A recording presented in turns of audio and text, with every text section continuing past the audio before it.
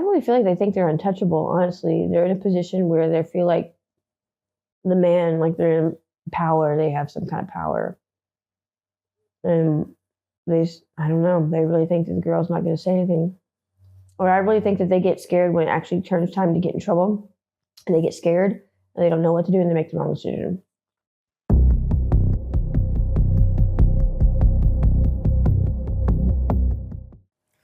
Addict Stories 101. Please, for the people listening, tell them your name and... My name is Nicki, and I was a fentanyl addict and heroin addict, and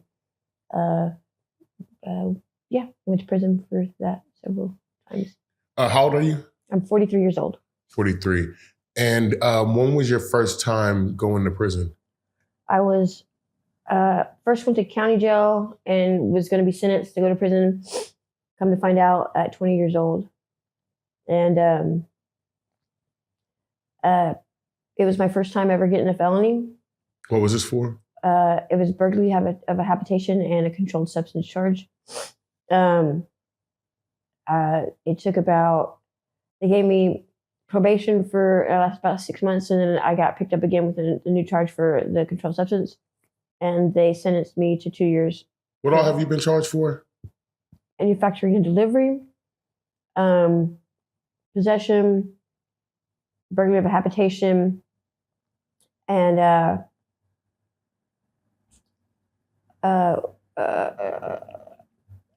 hit and run on a police. Basically, not really hit and run. It was I hit a cop car, and then I got a bunch of and 3 dope charges on that one. So I've been 2 years, 2 years, 2 years, 6 years. Oh wow! And that's not including state jail. What years are we talking?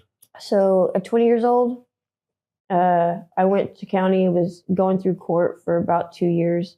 So I was in county for 2 years. So at 22, I got sentenced to 2 years in prison, and that was the first time was very intense because I'd only been fucking up for about a year, and so didn't really know that life, and it was a big culture shock. But did you graduate high school? I got pregnant when I left home at 16. I got pregnant. Okay. And I got my GED. So I got my GED the same year I would have graduated, which was 2000. But I got up to 10th grade. Okay. Mm-hmm. Okay, and then you had how many children? I had 3. 3 children. Mm-hmm. Okay, so your first time going to jail, do you remember that day, like this burglary of habitat? Can you explain what is a burglary of a habitat? And I robbed a home, and that home had potential to have people in it, and the potential for a situation to arise where those people could get hurt. I knew they weren't there, but... Did you have a weapon on you or anything? No, but we wore gloves to avoid fingerprints, which my friend took off her glove at one point and left one fingerprint. That's how we got caught. Oh, wow. Mm-hmm. So you all actually broke into the house, got some things out, and got away with it? Yeah. So where did you all, what was the stash spot, the stash house? It was my best friend / girlfriend, I was dating her. She talked me into it, and we were robbing a house of the girl we knew. It was a girl that many years later became my best friend, but her father was a very unliked man, and she wasn't the most liked person either. She had done my friend wrong, and so she aimed to get all of the stereo equipment and any electronics out of her house. Oh, man. And I was the only one that was down to do it because I was on heroin too. We were both on heroin. All our other friends weren't. So we go in when we knew she wasn't there, and we knew that she left her window open. So we go in, and we have gloves on. It was very haphazard. We didn't know what we were doing. She took her glove at one point and left a fingerprint. So we took all the stereo equipment, but back then stereo equipment was bulky. Yeah, heavy. Mm-hmm.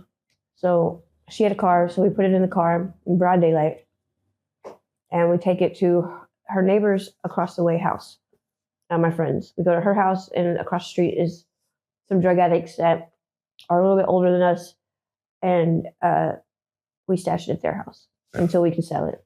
Right. and we can't sell much of it. I only saw maybe $20 from it. She saw more of it. She saw maybe a couple hundred, but she left a fingerprint, so they picked her up. She, come to find out, told them where we stashed everything. No way. All on me. So when I came to county jail, I got picked up for other stuff, warrants, and that charge popped up. And I get there, and she's in there. And she says she's in there for a dope charge. About a month in, they call her name and say, that she's going to go to court. And I said, okay. And I saw her court paper, and the court paper said it was the same charge that I was in there for, and she was my co-defendant. Wow.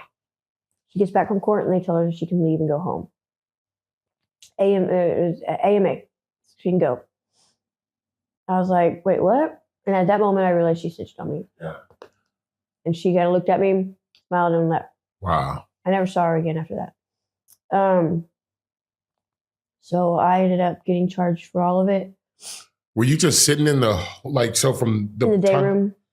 From the time that they that you were caught for something else? Then this warrant pops up for the burglary. She snitches on you, and you're in there from that point on. Yep. For 2 years. For 2 years now. 2 years just going to trial. Oh. So, and there's nothing. My lawyer really couldn't do anything because she gave them the stuff we couldn't sell, on the condition that, I was the one to go to jail for it. If they didn't have the stuff that they couldn't sell, they wouldn't have had a case. But she got scared. So I tried to fight it, but my lawyer was just like, man, she made it airtight. Do you feel like your lawyer did you justice? No. What about the judge? No. He actually said the words, "This time your pretty face can't get you out of this one." Wow. I was like, my pretty face didn't get me out of anything before. What are you talking about? Damn. This is my first charge. Yeah. So they wanted to give me 2 years from the get-go. And they did. And I remember my dad was talking to me then. He came and visited one time even. Right before I went in, I kind of had a mental breakdown. I shaved my head. So my dad came to visit. And he's like, your hair. Yeah. He's like, you look good. Like, thank you. And he told me that he wasn't going to answer the phone anymore. He's not going to support this or the lifestyle. And I said, that's fine. Yeah. But he said he would help take care of my son and make sure he was okay. So I'm thankful for that. But I didn't get commissary money, didn't get money sent. I was on my own. So how did you survive? Funny thing. So I go to prison, and they take you to this. It's called the doghouse. Okay. And it's fenced in with fence. It's outside, no AC or heat. You're in cages, and that's why while you're getting through all your paperwork and finding where you're going to be housed and any special things that you need, any special food, and a special whatever. So it's 2 weeks there. And the group of girls I got stuck with were decent for those 2 weeks. So it was miserable. It was hot. There was no AC. You take your clothes off and you put them in under the water and soak them and then put them on and lay on your bed. And within an hour, it's all dry again. You do it again and again. Yeah. And there's nothing to do, no classes, no nothing. So you do what girls do. Like, y'all sing, you dance, you make clothes, cut clothes up, make little outfits. And it's like a night at slumber party. But these are girls you left county with. So you know them already. So the real shock came when I got housed to a unit and I got sent to Dawson State Jail. It's closed down now, but it's in downtown Dallas across from Loose Derrick. Okay. Was that a federal? It used to be. Yeah. No, it used to be state jail. Okay. And there was 2 floors for TDC. So I was on the 7th floor, which is TDC. So I had never gone to the bathroom in front of people. I had never taken a shower in front of anyone. I was actually really modest. And, it's 3 days in and I really need to take a shower. And so I wait till the very end of the day, everyone has to get on their bunk and it's lights out. And I was going to sneak in and take a shower. So it's lights out. Everyone's in their bunk. They're not supposed to be moving around. But I see the guard leave the post. So I run in and I take a shower. So I turn on the hot water. I'm like, oh, finally. Get undressed. And I'm under the water. And I feel the hot water hit me. I close my eyes. I'm like, oh, my God, this feels so good. And then I just feel people. I feel energy and I feel people watching me. I open my eyes and there's 4 stub rods standing around me with their clothes off. And I was like, oh, great. And I was like, and they're like looking at me like I'm a piece of meat. And I was like, oh, this is going to be bad. And then I hear there's a stub rod coming in from the doorway saying, leave her alone, leave her alone. And they're like, man, this isn't yours. She's like, it is now. And come to find out, like the head stud rod, who is actually a big sweetheart, the other ones were not, decided that I was going to be her girlfriend. Okay. And they didn't do anything to me that night. They all just kind of like, man, and they ran out. And she said, well, you're going to be my girl now. I said, okay. What does that mean? Like, what? So now that you have been chosen. Yeah. Generally, like, it could have been bad because a lot of the girls, it would have been real bad. These girls have beards and mustaches and they're like men and all that stuff. But, you know, I've seen girls get raped with broomsticks and stuff like that when they tried to break up with theirs. And mine was, she had an older brother that was really big in Dallas, drug game. Her name was Isaaca. And she was respected. And so she didn't even want to have sex unless we were outside of prison and stuff like that. So towards the end, I was just like, when are we going to make out? But she's like, we're not getting in trouble. I'm getting out when I'm supposed to. But she turned out to be like my best friend. And she got commissary religiously. Yeah. So I was always taken care of. Nobody fucked with me. She was Mexican. What did she want, though? She just wanted a real friend and a real girlfriend that carried out into the world. Right. Did it carry out into the world? She was kind of cross-eyed on one side. Oh. And kind of overweight a little bit. But you know, her brother was big and respected, and she had a lot of money sent to her. She didn't want to be used, and she wanted someone that actually liked her. Yeah. And like I see past all that stuff. If I really care about somebody, like they're the most beautiful thing in the world to me. Yeah. And so those first 2 years, like they flew by because, you know, we wrote letters to each other.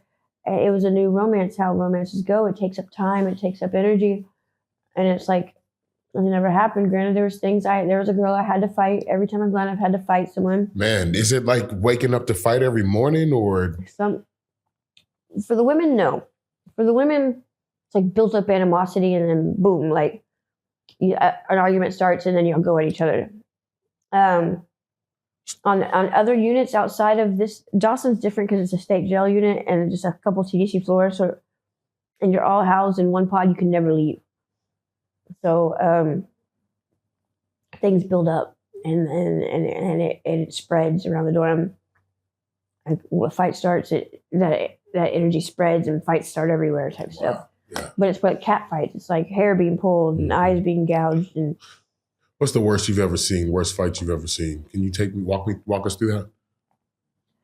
The worst fight I ever saw was when they were banging her head on the toilet and they drug her into the shower and 2 people held her down and they pulled her pants down and they took bleach cleaner and dipped the broom handle in it and started jamming her up in her until she had to go to the hospital. Damn. Yeah. And that's because she cheated on her girlfriend. For cheating? Yeah. She had enough to get other people to join in to help her because her girl was cheating on. Wow. So she ended up in the hospital, in the real hospital, not even the prison hospital. You don't really. She went to Texas City. That's where the real prison hospital is. And yeah. I don't know what happened to her, but that was pretty upsetting. But that's really the worst that happened there. When I left, Isaac said, like, all right, this is a test. If you write me, then we get to be together. And I just never wrote her. Oh, damn. So y'all didn't make it outside of the... But the second time I went to prison was 6 months. I got out for 6 months and went back.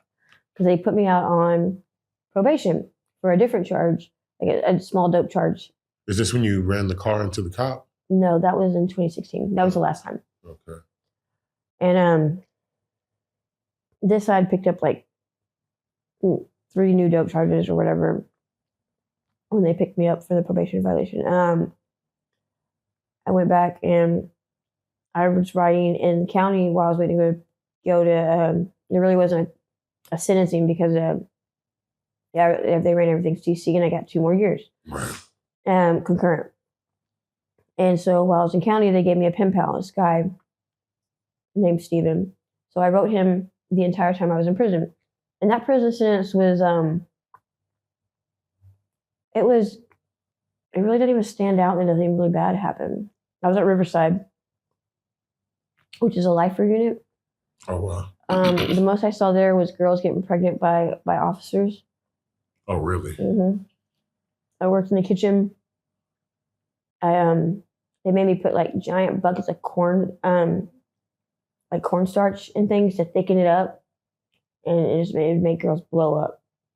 So I would like do things to where I'd be like, "Oops, forgot to put it in there," get in trouble. Yeah. Like, my last name was Churchwell. Churchwell, where's the corn? Where's the cornstarch? You didn't put no cornstarch in there. Like, always yelling at me about the cornstarch. I didn't want to poison people. Right. But I did what I was supposed to do. I went to work every day. I wrote my pen pal. Lifer units are real slow. People, you know, they've already been in prison a long time. They got life to do. They really don't want any trouble. I have the Mexicans. They remind me. I reminded them. I looked really young. I always have. I reminded them of their girls at home. So the old women took care of me. Women do that a lot whenever I go to prison. I ended up having to just this time. So the fight I had in the first round was with this older white Featherwood, like the Aryan Brotherhood version of the girls. Okay. So just drug mules, really. It's stupid to be in that game. She kept trying to control the TV or whatever. And I just wanted to watch the OC. Like the only like the OC was like a kid soap opera. Right. And I just wanted something normal. And she kept trying to watch Cops and be like, "That's my cousin, that's my cousin." And like being loud about it. And I was like, "We're not watching Cops again." I was like, "We're not watching Cops again. We're not watching Cops again." So I went and I broke the TV. Damn. Unplugged it and pulled the cord out. And we fought over it. And I'm not a very good fighter, but I got beat up a lot growing up, so I don't fall down and I can take a punch and I can keep fighting. So though I didn't win, I got the respect I needed for no one to ever touch me again. There you go. Mm-hmm. There you go. And that generally happens every time. Because they're just like, crazy white girl, just stop coming, you stop getting up. Yeah, right. I'm like, okay. Because I don't really feel pain. I feel pain differently than other people. But so the second time, it was just like a ridiculous girl fight, some hair pulling and some scratches, and then it got broke up real quick. It wasn't even worth mentioning really. But the third time was a big stub rod, big black stub rod. I was dating this girl that before I met the girl that I dated and carried out into the relationship into the world. The last time, this girl, and she was trying to be messy, and going back to this stud rod that she was with before, and going back and forth to where I went to breakfast one time, and she started talking shit. She's like, "Oh, you're the bitch fucking with my girl." I said, "Are you talking to me?" And she's like, "Yeah, I'm talking to you." And just steady bumping her gums. I was like, "Okay." Yeah. And so I was like, "You can have the girl. I really, like, she's not worth all this for." Instead of talking shit. So I finish my meal and I get up and we get into the pod where the post is, and there's like different pods going off of the post. And if you go into the pod, all the doors shut. So if you're in one part, everything you're shut off. You go to another part, it shuts off. So everybody's coming in. It's a big long line of girls. They're all going to their different pods, and the door's shut, so we're airtight. And she's talking shit, and I look at my friend who's next to me, and I go, "Well, I'm about to go to SEG." She's like, "No, don't do it, don't do it, don't do it." I was like, "I have to." And she's calling me out in front of everybody. So I walk up to her, and the girl did not expect this, and I just swing at her. And like, of course, within 2 seconds, she has my hair wrapped around her hand and my head down, so I can't do anything. Right. And she's like, just going hitting me, but compared to a man's hands, her hands were really soft. Right. So I climb my way up, and I got her in the face and the eye, and I pull myself up. And right when I pull myself up, pepper spray gets sprayed right here. Ooh. They were aiming for her, but I lift my head up the wrong second, and I just dropped to the floor. And you hear everybody like, I can't breathe, can't breathe. And like, on the ground, everybody on the ground. And I'm crawling to find air, and it's in my eyes, and I can't see. And I hear them saying like, don't move, don't move. And they put their foot on my back, and I get pushed down. And they're like, don't move. I was like, my eyes. They're like, don't move. So I literally want to grab my eyes so bad, and they handcuff me, and I can't. And I'm up against the wall, and they're telling me not to move. And this is the first time I ever prayed, and like really prayed. And I prayed for me to be able to get through it, and it worked. It was pretty cool. But he said, when you get to SEG, we'll give you the treatments for it. And I was like, okay. So we get to SEG, and they close the door, and I'm like, what about the treatment? They're like, fresh air treatments.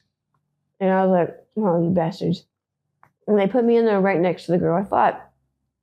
And finally I can see, and I can focus a little bit. And the girl I fought was like, man, you're crazy. And I was like, you know, the girl we're fighting over is ridiculous, right? She's like, yeah, I know. She's like, but I had to do it because you came at me. I said, well, I had to do it because you were talking shit. And we became friends after that. But that was probably the worst fight because I got pepper sprayed with the state grade pepper spray. It was the worst. It was pretty bad pain. But she ended up with marks on her face for me, like scratching at her eyes, and like fucked up her eye a little bit.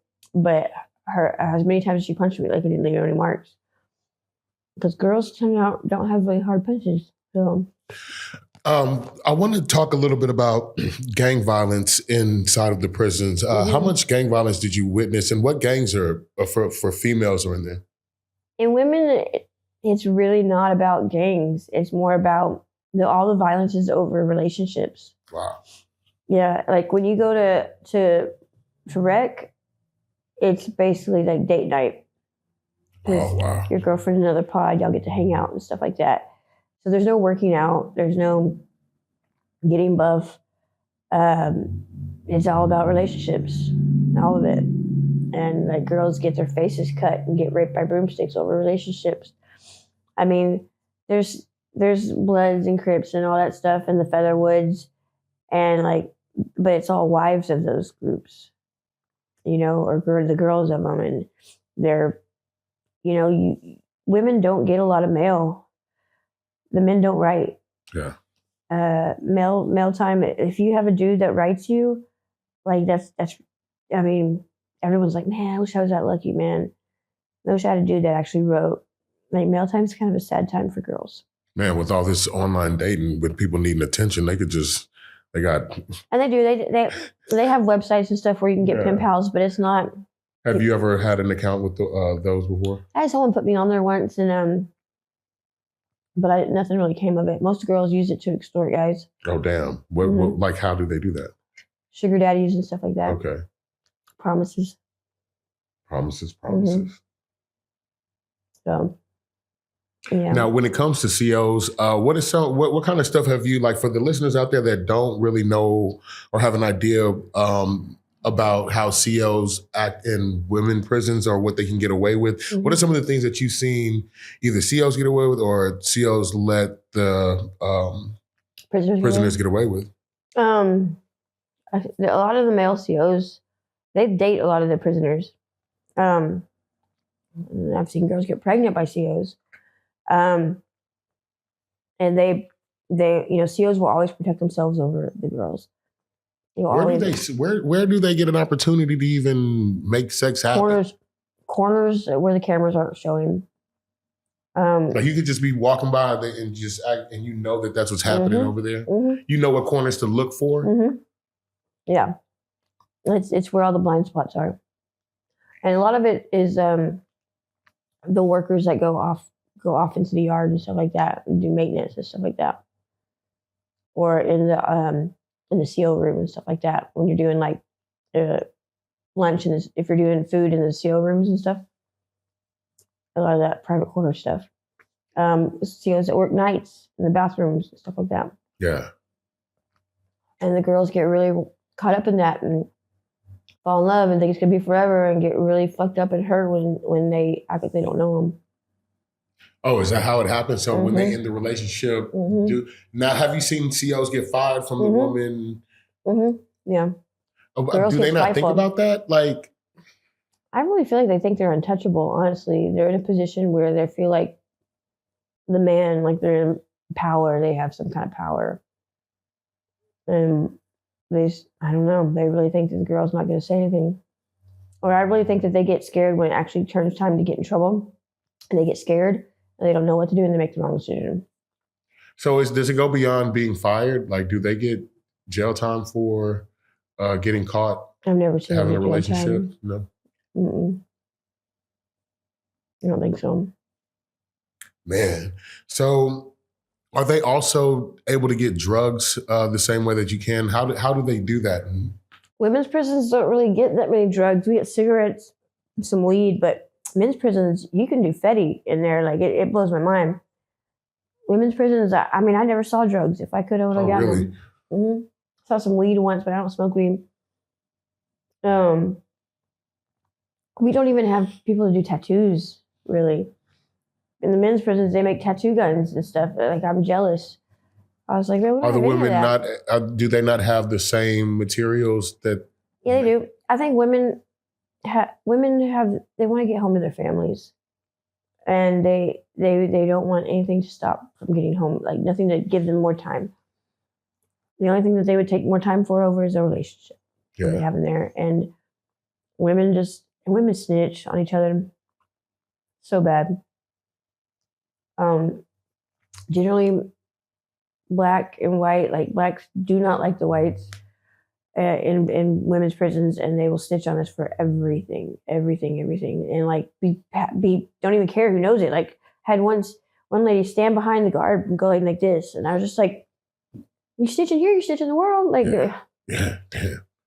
So everybody else stays to their own ethnicity. Yeah, I hang out.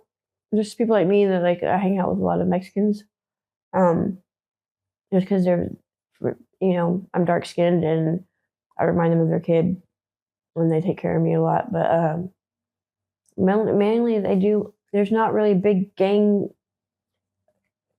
focus on in there. They do talk about it a lot about their particular gang or whatever, and how they miss their dude, but how their dude got them in there. But you do stick to your own race and stuff like that. How did religion play a part for you in prison? It was just me. I didn't go to church. I did go to church. I didn't really like church so much because girls go there to see their girlfriend. So it was a lot of just me being lonely and talking to God and reading the Bible on my own, and him letting himself be known to me just through prayer. I can't even say that I even was actively. I didn't know what I was seeking, honestly. I look back now and I see him there the whole time. But I don't think I would have everything that's happened for me to be where I am now with like faith unshakably knowing where I'm going to go when I pass away. I wouldn't have learned it any other way because I'm so stubborn. Like it takes so long for me to get something, and I have such a high threshold for pain, and my rock bottom is so low that like unless I had seen the things I've seen and gone through the isolation of segregation in prison and being taken away out of my element, prison saved my life. So many, like 3 times it saved my life. But I wouldn't have learned it any other way. And this bout of homelessness this past 5 years is, without it, I wouldn't have been someone that still lives in fear constantly. Yeah. And you can't have faith with fear. So. That's right.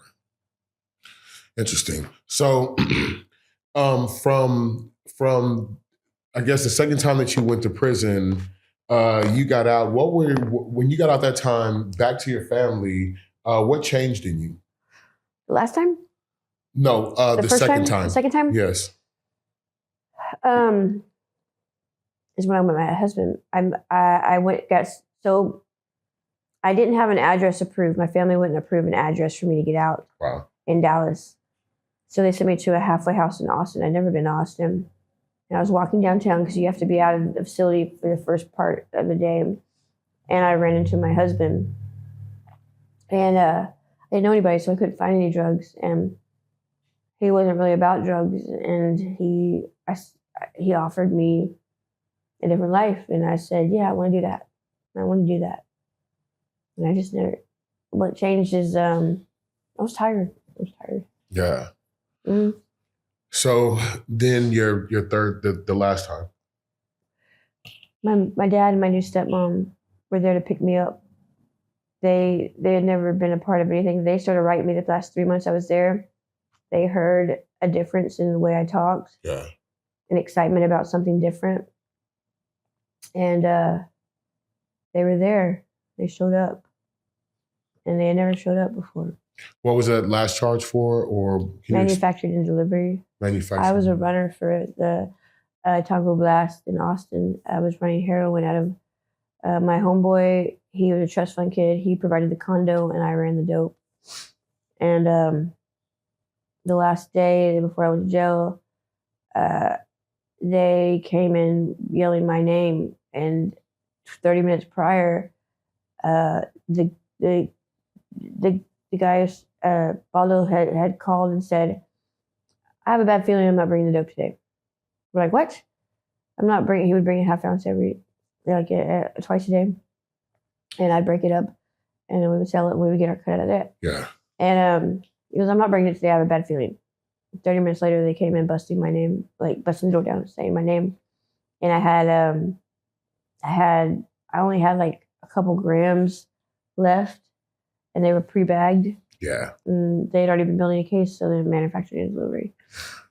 How much were you making in the height of your? Well, I didn't make money. I got paid. If I needed something, it was given. I had a place, a nice condo to stay in with my homeboy, who was a good friend. So I had a friend, and I got like $1 a day. Yeah. So like I really, like, everything I needed was taken care of. I didn't really get cash though. No. So this last time you go to jail, they're taking you because they already had been looking at this place for a while. They come in knowing your name. What was it like for you going to court? I was scared to death. I was scared I was going to get like 15 years. But I got a 1244A and they dropped it down to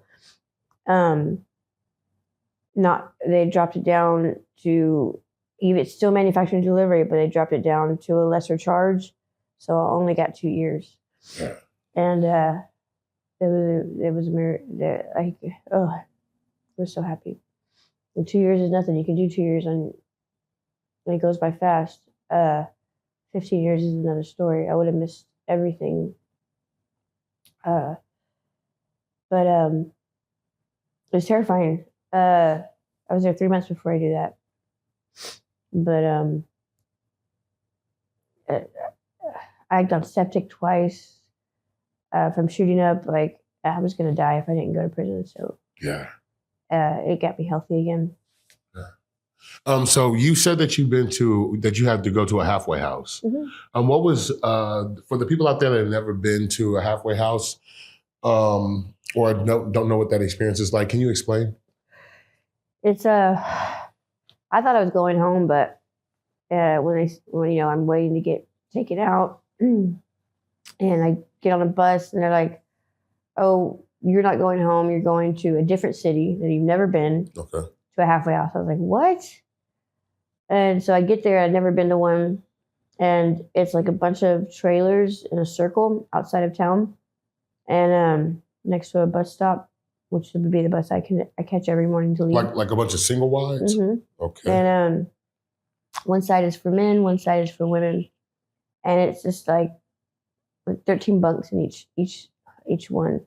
So it's another setup like prison, basically, except you get to leave in the morning time, and you're supposed to be looking for a job. Yeah. And you don't get to leave until you do find a job. And I was able to leave without finding a job because I ended up going to see my husband all the time because he finally got an address for me. Right. And but some people are there 6 to 8 months looking for a job, not having an address, because you can't leave until you get a job and you pay for an apartment. Yeah. So really, it's like another jail sentence, honestly. But some people need that. Some people need the structure and learn how to be back in society.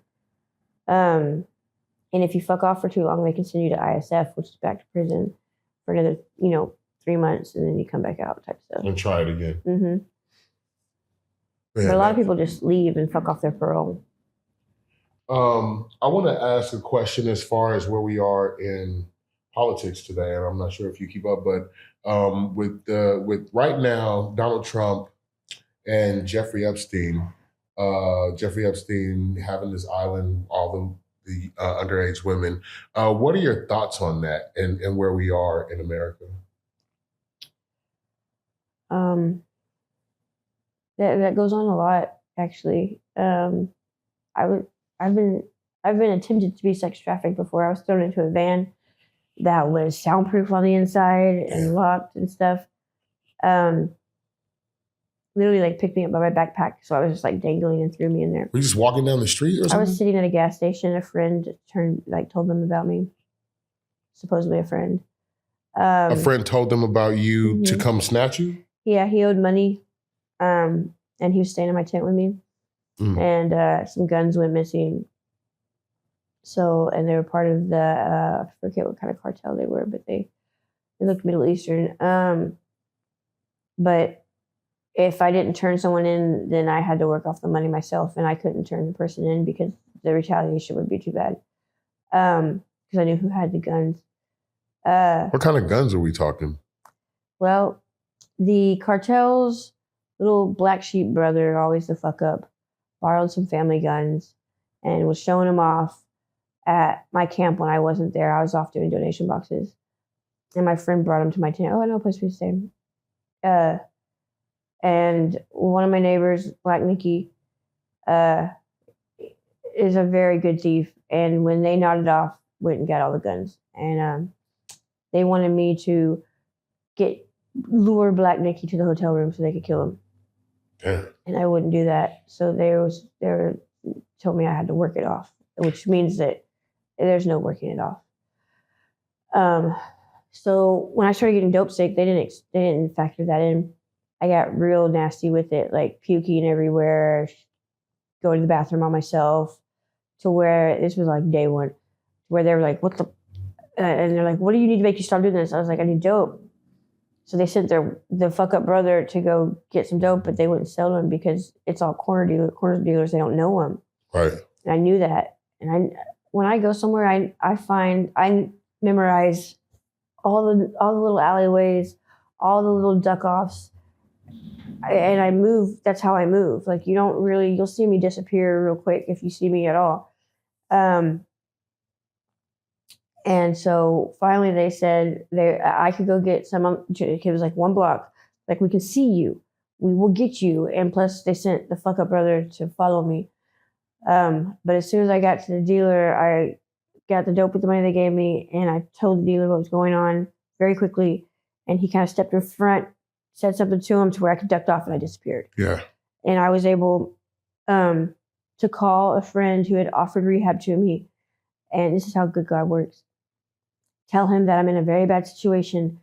I'm ready to go to rehab. Can you come get me now? Right. He was in Kerrville.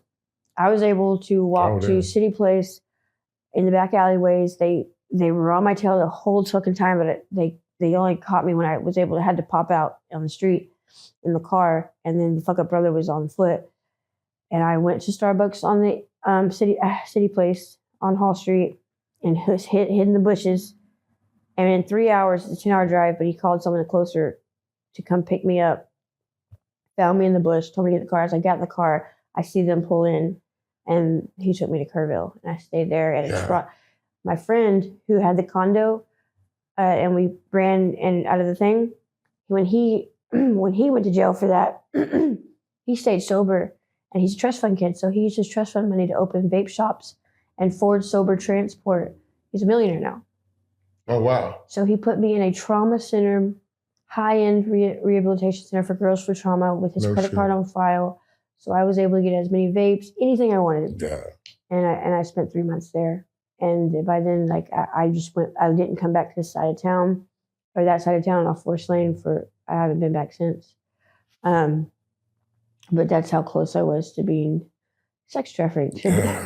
Like, God literally, like, picked me up and put me in a different part of the state, just like that. And the whole time, usually I disassociate with things like that, but I couldn't disassociate the whole time. I had to be present and remember everything, because I had to know when it was my time to leave. So it was crazy. But even in Old Maple, there's houses that, if there's a purple light in the front, that's a safe house for sex traffickers. There's one for young boys that they were doing for a while that I knew about.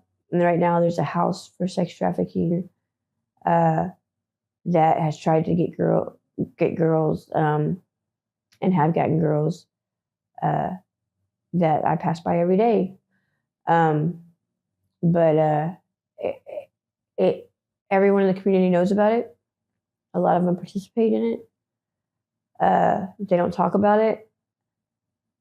But, I mean, there was a community gangbang not too long ago over at Maple. But, and the girl was forced to do it and then paid afterwards to be quiet about it. What is a community gangbang? Everyone in the community pays money and they go and participate in it. Mm-hmm. They've tried to sex traffic me a couple times. I've had people, this girl, she's kind of crazy or whatever, but she's crazy because she's seen a lot. Her name's Shay. She talks to herself a lot, but I'm always real nice to her. I give her clothes whenever I have them and stuff. And she was talking to herself, and she was saying how she's like, man, fuck me, Nicki, someone wants to buy some clothes over there in this car, and this guy pulls up and says, hey, you have any cameras? She's like, no, I don't got cameras. Well, here, come, let's talk about it in the car. What do you have? And it's something, his energy said, get the fuck away. Right. Usually I'd be like, oh, you want to make sale? Okay. I was like, no, I'm good. And he's like, come on, get in the car. And I see Shay behind there being like, why did I do that? Why did I do that? Like, she was told to bring me over there and get me in the car. And I and when I didn't get in the car, he like screamed something, yelled, and like sped off real fast and stuff like that. Damn. But like a lot of girls go missing all the time. Over on Maple, because the neighborhood, a lot of young boys, they go missing. So, because the neighborhood's so close. But I believe it. If it's happening on a community level, I can't imagine with the elite and the 1% and stuff like that. Absolutely. But kids go missing all the time in neighborhoods like that where nobody does anything about anything. And nothing's ever found out about it. And that's usually what it is. Speaking on that, in the gay community, how many women have you seen in prison come in, married or in a heterosexual relationship and come out and, with another woman? A lot.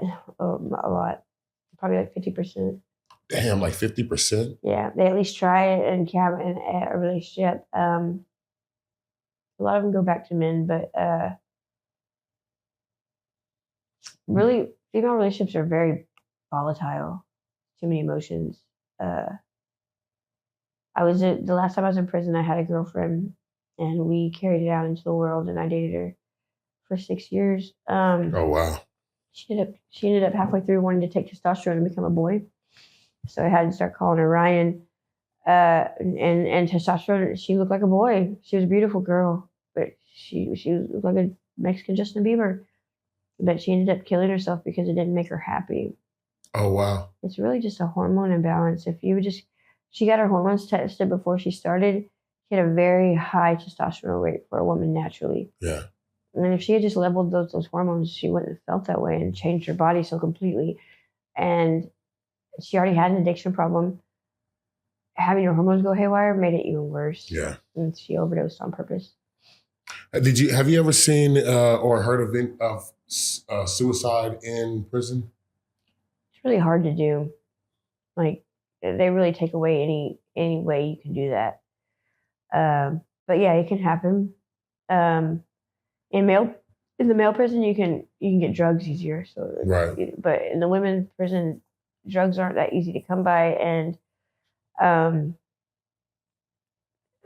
they take away anything sharp. They take away anything that you can hang yourself with. Right.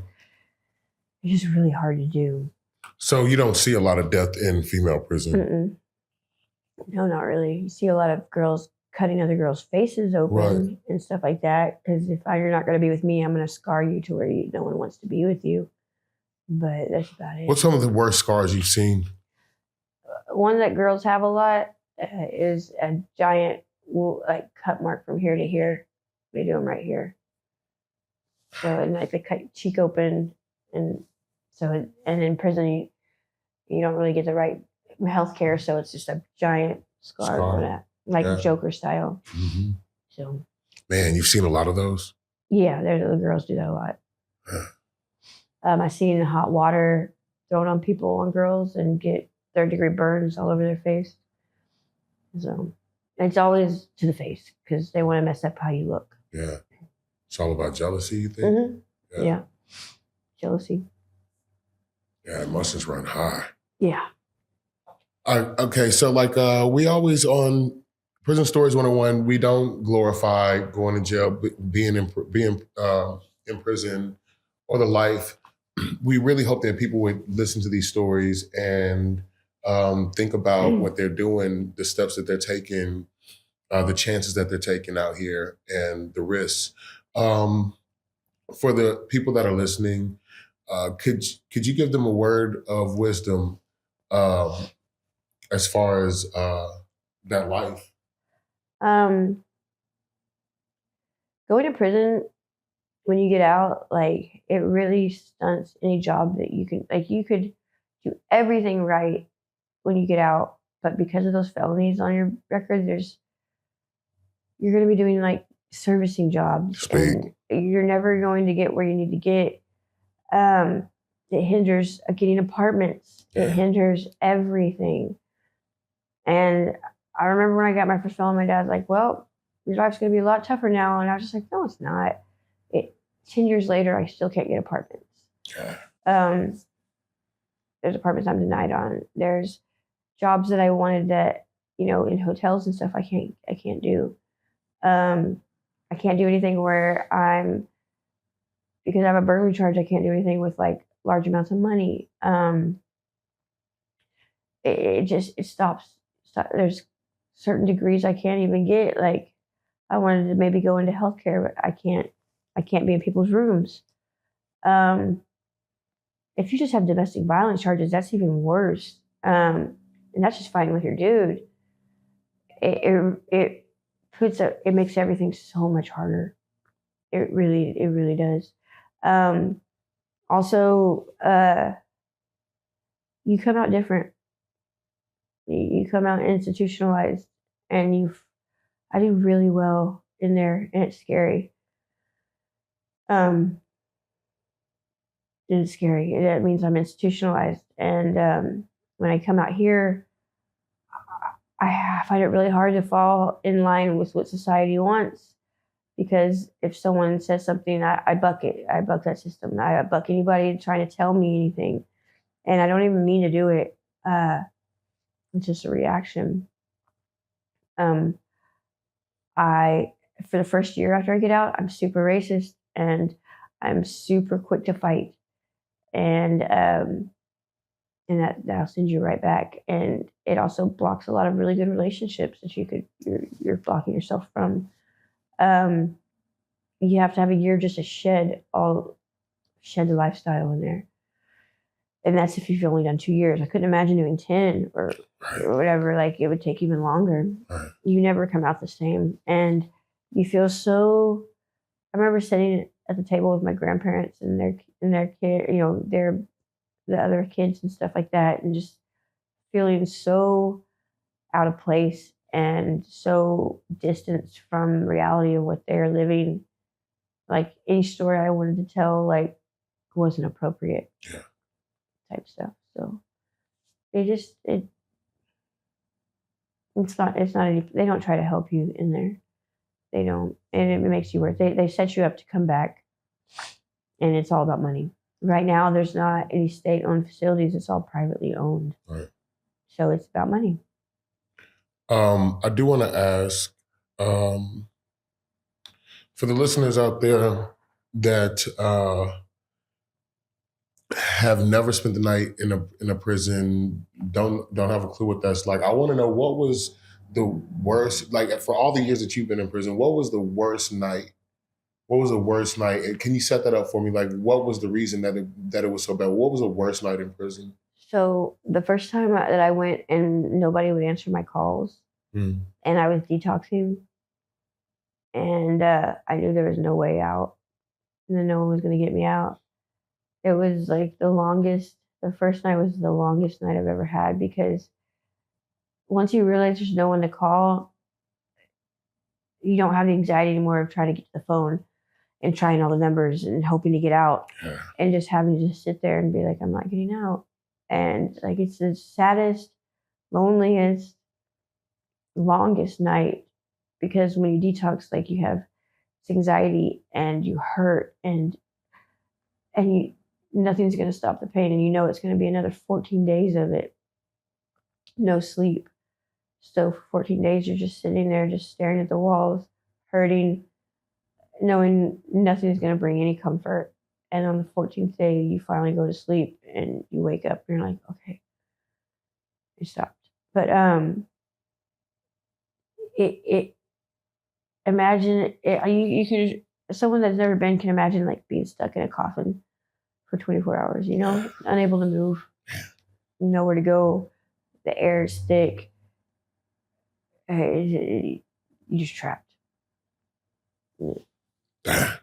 Having to slow your thoughts down and not get yourself amped up too much, because that you want to scream, but no one's going to come. In fact, you might even get into a smaller box if you do scream. Yeah, that's right. Mm-hmm. So very claustrophobic. Yeah. And like, also, if you scream too much, you might get your ass beat. So did you see a lot of COs come in and put hands on? Mm-hmm. Yeah, especially in the beginning, in intake, before you actually get to your bunks and stuff like that.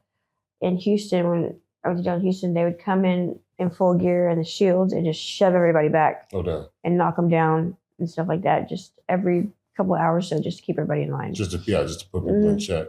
Yeah. Wow. One time they put me in a room trapped to a chair and a helmet and a net over my face, because they said I was being combative. Wow. Yeah. And I was there for 3 hours strapped to the chair. You ever seen an inmate knock out a CO? No. Not in women's prison. Not in women's prison, yeah. That's just not, that doesn't happen. Yeah. Are there a lot of women COs, right? Mainly women COs? No. What's the ratio? Probably 50-50. Oh, really? In the women's prison, it's about 50-50? Yeah. Just as many men. Does that make it, that makes it better though, right? Or are the women just as bad as the men? I mean, you don't have to worry about anybody coming on to you if it's women.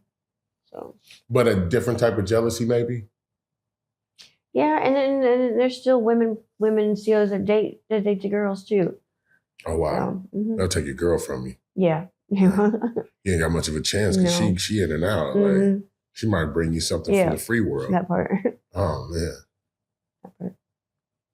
Well, listen, one more time. Can you tell us your name? My name's Nicki, and I'm from Allen, Texas, and I'm 43 years old. I want to thank you for, once again, showing us love and sharing your story. We really appreciate that. This is Prison Stories 101.